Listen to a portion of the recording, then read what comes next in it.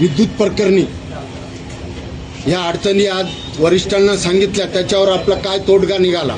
जिंतूर शेलू तालुक्यासह परभणी जिल्ह्यात गेल्या 2 महिन्यापासून लोड शेडिंग प्रचंड या ठिकाणी वाढलेली आहे। संध्याकाळी 6 ते 10 या टायमामध्ये 3 फेज लाईट ग्रामीण भागात कुठंच नाही आणि सकाळी 5 ते 10 आणि ज्यावेळेस सगळ्या महिलांचा स्वयंपाक असतो, ज्यावेळेस शेतकरी, विद्यार्थी किंवा एखादी महिला ग्रामीण भागातून काम करून येते आणि जेव्हा घरात स्वयंपाक करायचा तर लाईट नसते।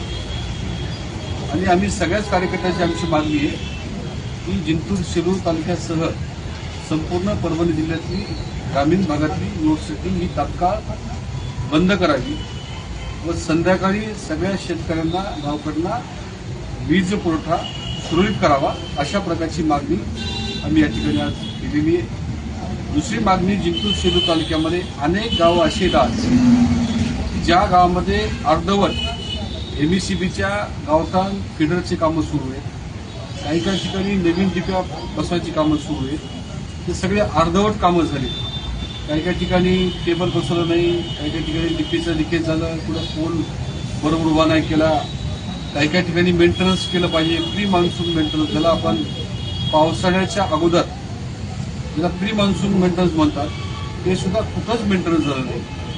अशा अनेक मागण्या आम्ही सगळ्या कार्यकर्त्यांनी घेऊन या ठिकाणी एसींना आम्ही निवेदन दिलं, त्यांना मागणी केली की 8 ते 10 दिवसाच्या आत ही सगळी लोड शेडिंग शिथिल करावी। ज्या ज्या कॉन्ट्रॅक्टर लोकांनी मेंटेनन्सच्या नावावर बोगस बिलं उचलले, काही काही कॉन्ट्रॅक्टर लोकांना नवीन कामं दिले, गावठाण फिडरचं दिलं, नवीन ट्रान्सफॉर्मर बसवण्याचं दिलं, गावठाण वेगळं करण्याचे कामं दिले, ते सुद्धा सगळे बोगस कामं आपल्या जिल्ह्यामध्ये सुरू आहेत। या सगळ्या कामाची चौकशी करावी, अशा प्रकारची मागणी या ठिकाणी आम्ही केली। नवीन अधीक्षक अभियंता आले, त्यांनी आम्हाला वेळ मागितला, आम्ही त्यांना थोडा वेळ देऊ, पण आमच्या मागण्या या ठिकाणी मंजूर झाल्या पाहिजे।